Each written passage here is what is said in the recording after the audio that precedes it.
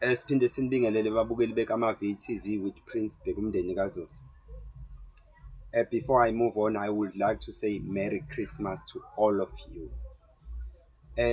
Isikhathi sonyaka-ke lesi-ke esokujabula kodwa esingemnandi.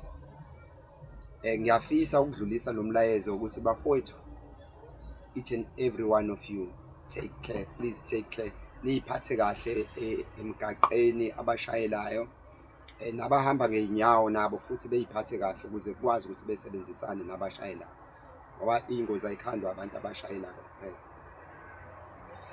Ngiyafisa-ke ukuthi ngoba kuyilesi sikhathi sonyaka ngiyazi ukuthi kunabantu abahleli emqashweni abangezukuya emakhaya ngezizathu ezihlukahlukene ngoba omunye uyasho ukuthi mayeke waya emakhaya vele uyazi uzobuya esekhubeke umoya.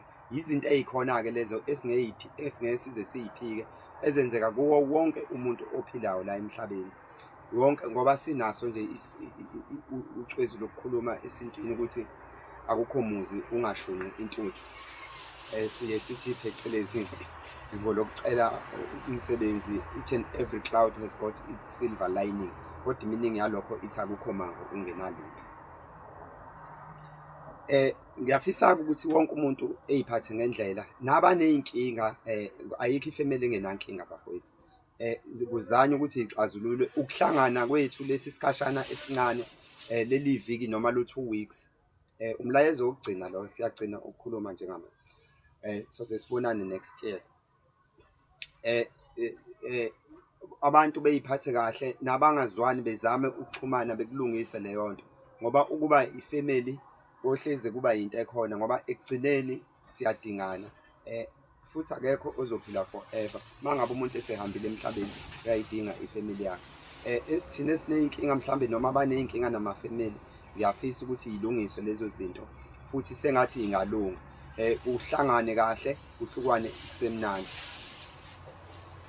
Ngoba ngiyazi ukuthi kukhona abantu abaneyinkinga eziserious abangasavakashelani ngisho kushoniwe kodwa ekugcineni bayadingana. Ngiyathanda-ke ukushare le message yokugcina ngalomlayezo. Ngoba-ke sizobe sijabula nje angithi sekufike u-social media kunezinto esixhumana ngazo la ku-social media. Khona ukuthi mawusufikile bese kuba u-live-ke mase kungabi lento ekade ikhulumeka ku-social media uthola ukuthi kuyahiliziswana ngayo, akusahilizisana ngebhola kakhulu manje sekuhiliziswana ngomculo. Ngiyacela iy'nsizwa ney'ntombi ziyiphathe kahle kulolo hlangothi kungathi ngoJanuwari noma within that holidays sithole sekukhona abantu asebebe nokuba banokuxakazisana okuserious. Funeke noma kuxoxwe nje kahle ngoba ngiyazi ukuthi makuyilesi sikhathi sihlangene ndawonye sisuke sidle neziphuzo ezishisayo nezibandayo mase kuxubene kwakha enye into. Mase abanye abantu becabanga ngenye indlela vese makhona into oyiphuzile ene-alcohol ngeke umqondo wakho ube stable. So siyiphathe kahle nje bafowethu, ngiyanicela ngiyathandaza futhi ukuthi sengathi ngaba ngoba sibuka nje la noma sihlangene siphinde sihlangane ngonyaka ozayo futhi sisesonke. Ayikho into ebuhlungu njengokuzwa ukuthi ubani akasekho mawuthi uyalandela uthola ukuthi kwaba yinto eyayingayenzeka nje ukuthi ingenzeki igwemeke kodwa ngenxa yokuphakama kwemoya kwagcina sekwenzeka ukuthi edlule emhlabeni.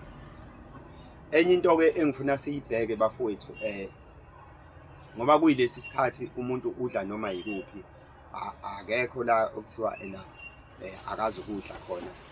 Kanti kunabanye abawosomathuba ngeke size sikuphike abathakathi basekhona futhi ngeke beze bephele. Ngiyathanda ukushare lo mlayezo nani okhuluma ngayo indaba yokujabula. Enye into engifuna ukuyisho ukuthi kunalento le abantu abamoshakalelwa ukudla nje njalo ngaso sonke isikhathi or else it's another topic. Yeah.